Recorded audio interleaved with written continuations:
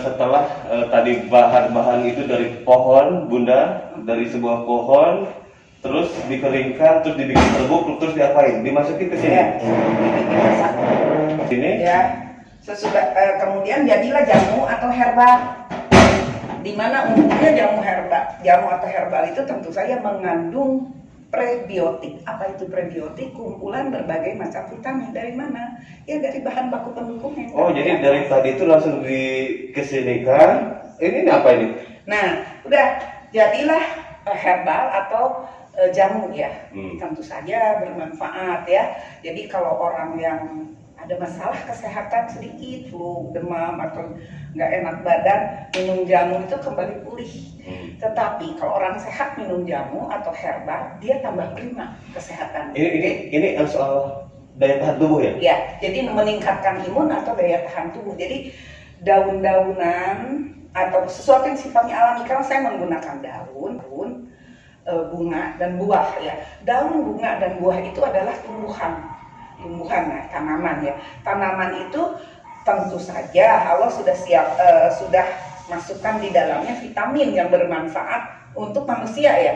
Kalau prebiotik atau kumpulan vitamin itu diminum tentu meningkatkan imun atau daya tahan tubuh. Betul. Nah, tetapi kan orang itu bermasalah. Ada yang masalahnya sedang-sedang aja, biasa-biasa aja, mudah diatasi. Ada yang sudah akut, kronis, sudah menahun, sudah parah, sudah merembet kemana-mana. Kira-kira itu mengandalkan prebiotik saja nggak cukup.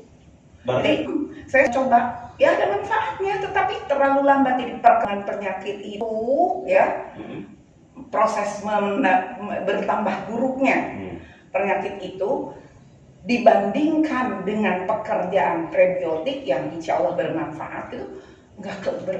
Oke, ini izin aja. Makanya kemudian saya melakukan pengolahan yang kedua. Apa itu dia? Nah, pengolahan itu terinspirasi dari Yakult. Yakult adalah minuman kesehatan. Mengapa? Karena mengandung probiotik yang bermanfaat untuk pencernaan.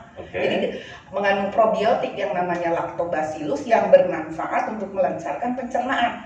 Jadi kalau orang minum Yakult itu kan air gula sesungguhnya ya, tentu saja ada mineral di dalamnya gitu kan. Nah, tetapi air gula itu difermentasi sehingga di minuman itu hiduplah bakteri baik atau probiotik yang namanya lactobacillus. Dan karakter lactobacillus itu apabila terminum masuk ke plasma darah, dia akan membantai virus bakteri kuman yang ada di saluran pencernaan. Pencernaan itu dari tenggorokan sampai ke belakang ya, bagian pembuangan.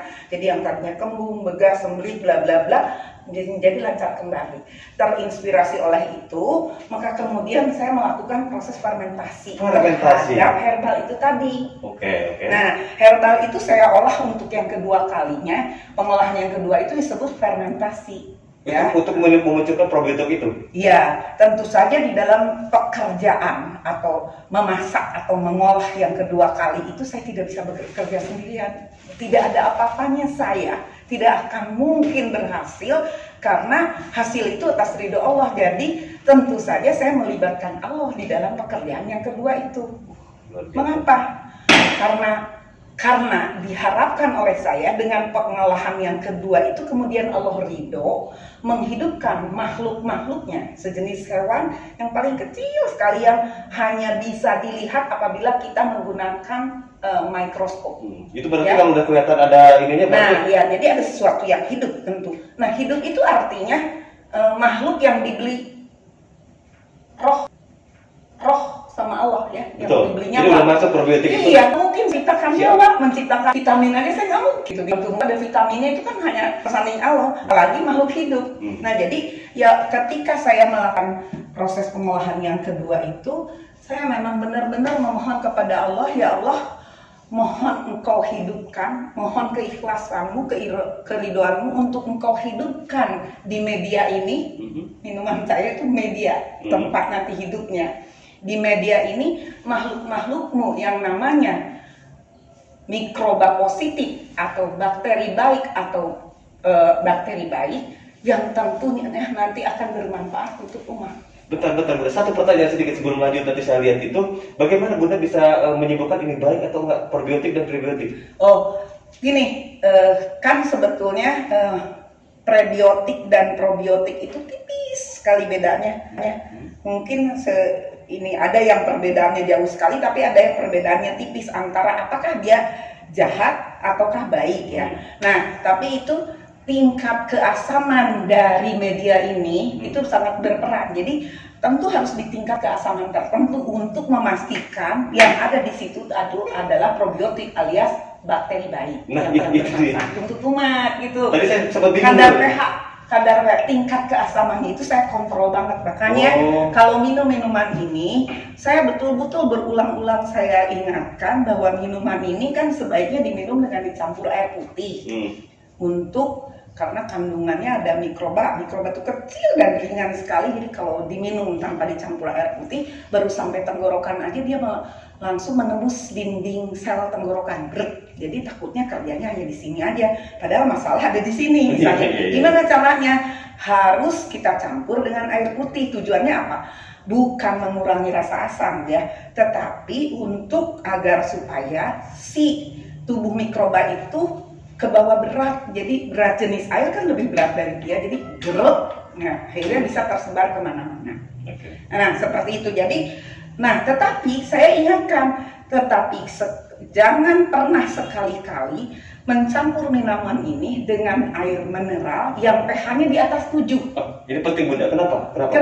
Karena kalau pH-nya di atas 7 ya, 8 misalnya, walaupun itu baik untuk kesehatan, tetapi tidak baik halal itu ya, baik untuk kesehatan itu halal, tetapi tidak toyiban apabila dicampur dengan ini, karena akan merubah tingkat keasaman atau kadar pH dari minuman ini. Sedangkan kadar pH di minuman ini tetap harus terjaga, nggak boleh melebihi 4 gitu loh, supaya dia digolongkan bakteri baik. Oh, berarti kadar pH-nya itu ya? Iya, kadar pH. Saya paham. Terus selain itu juga tidak boleh air hangat, apalagi panas, karena si mikroba langsung mati kalau dicampur.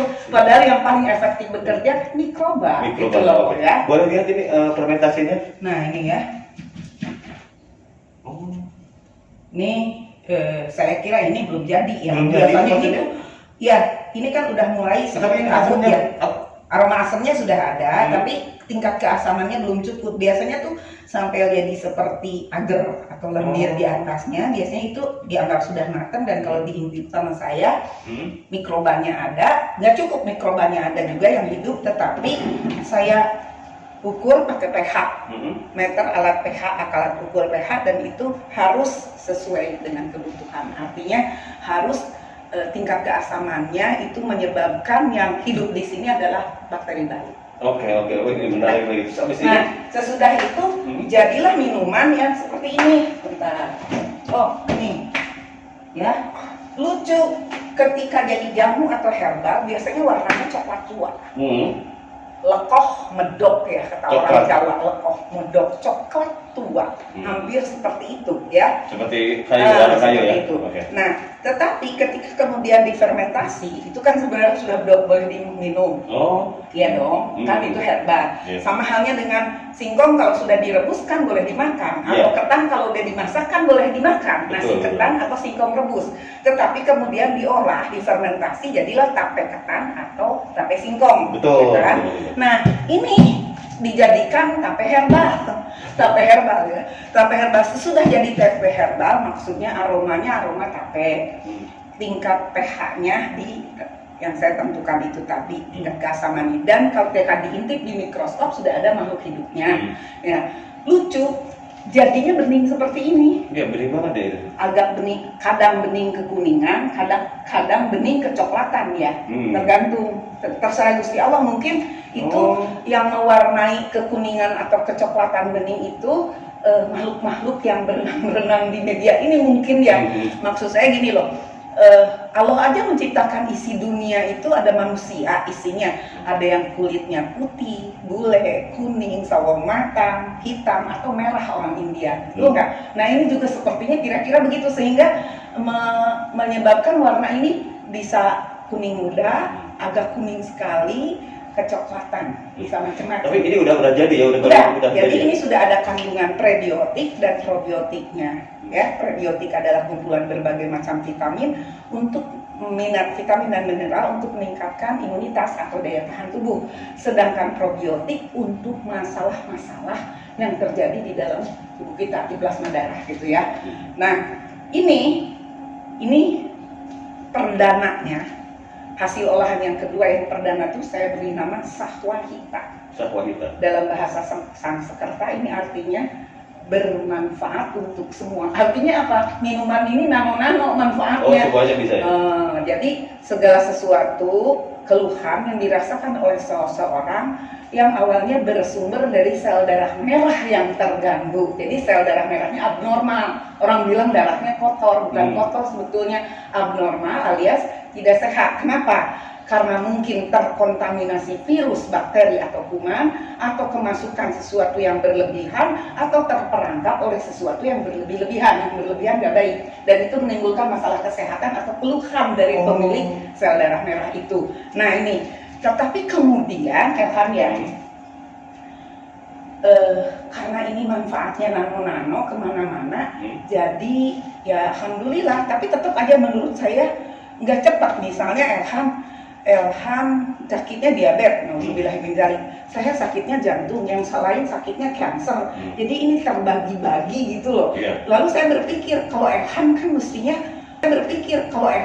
mestinya, kansernya nih yang minuman ini sangat mumpuni buat yang lain-lain, tetapi gitu ya? Khusus gitu untuk sakitnya Elham gitu. Gimana caranya? Lalu saya kemudian tambahkan lagi ke dalam sahwahita atau original ini ya, yang basicnya ini, bisa itu daun, bisa itu buah, bisa itu bunga ya, kembali ke dalamnya tertentu yang vitamin dan mineralnya sangat mendukung, dan kalau berkolaborasi dengan mikroba tertentu maka dia signifikan untuk mengatasi kanker jantung atau apapun itu. Artinya kemudian lahir varian baru dari satu yang basic ini, dan sekarang alhamdulillah dengan yang basic ini plus yang varian derivatnya itu bisa 46, sudah 46 varian itu penyakit apa aja?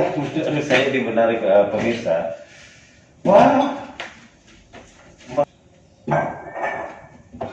ini, oh iya warnanya beda-beda juga Bun? Oh iya, warna, rasa, dan manfaatnya. Maksudnya manfaatnya basicnya berlaku sama, tetapi signifikan atau lebih khusus ke masalah apa gitu loh ya. Ada yang dicampur dengan buah. Ini misalnya yang ini gaisani ya. Gaisani itu adalah si basic sahwahita tadi.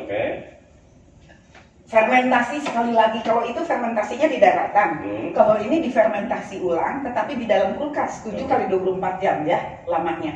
Kalau itu antara 2 minggu sampai 40 hari. Oh, yang di tong ini 2 minggu sampai 40 hari. Ya. Kalau yang di dalam kulkas 7 kali 24 jam, karena sesungguhnya udah matang. Iya, didinginkan tapi dengan campuran tadi. Fermentasi di dalam kulkas ya.